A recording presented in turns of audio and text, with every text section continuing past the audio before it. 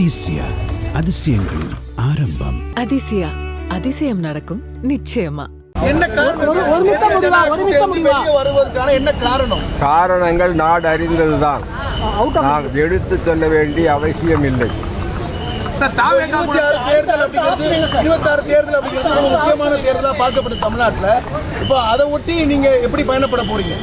அதான் அவர் பயணத்தை மேற்கொள்ள இருக்கிறார். எத்தனையோ தேர்தல்கள் தமிழ்நாடு சந்தித்திருக்கிறது. அதே போல் 2026 தேர்தலும் வரும். அதில் சரியான கூட்டணி, மக்களை சரியான திசையில் வழிநடத்தி செல்லுகின்ற கூட்டணி எதிர்காலத்தில் அமையும். அதை பொறுத்து எங்களுடைய முடிவு இருக்கும். நிர்வாகிகள் முடிவு ஒருமித்த முடிவாக இருந்ததா? ஆம். எந்த கருத்து வேறுபாடு இல்லையா? எல்லா கருத்து வேறுபாடுகளும் பேசி நாங்கள் எங்களுக்குள்ளேயே ஒருமித்த கருத்தை தான் தெரிவிக்கிறோம். 2026 சட்டமன்ற தேர்தலில் தவகிற கூட்டணி உண்டா? யாரு? பேச்சுவார்த்தை நடந்தா சார்? அதாவது கூட்டணியை எங்களை நிலைநிறுத்தி கொண்டுதான் கூட்டணி தீர்மானிப்போம். திமுக வீழ்த்தணுன்றது உங்களுக்கு உடன்பாடு உண்டா சார்? திமுக அரசை வீழ்த்தணுன்றது உங்களுக்கு உடன்பாடு உண்டா சார்? யாரை வீழ்த்த வேண்டும் என்பது எங்களது குறிக்கோள் அல்ல, யாரையெல்லாம் வாழ்த்த வேண்டும் என்பதுதான் எங்கள் குறிக்கோள்.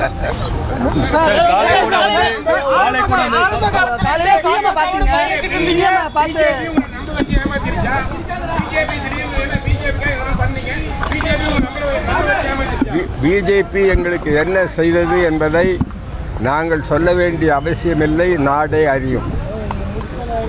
காலைல முதலமைச்சரோட வந்து ஓபிஎஸ் அவர் சந்திச்சாங்க. யாரு சந்திச்சாங்க? என்ன பேசுறீங்க? சொல்றது கேளுங்க.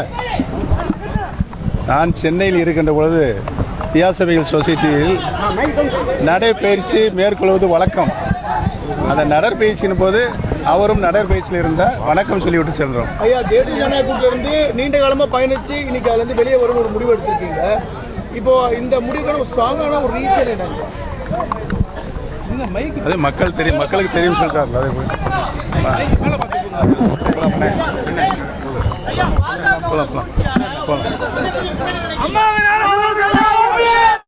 அதிசய அதிசயங்களின் ஆரம்பம்.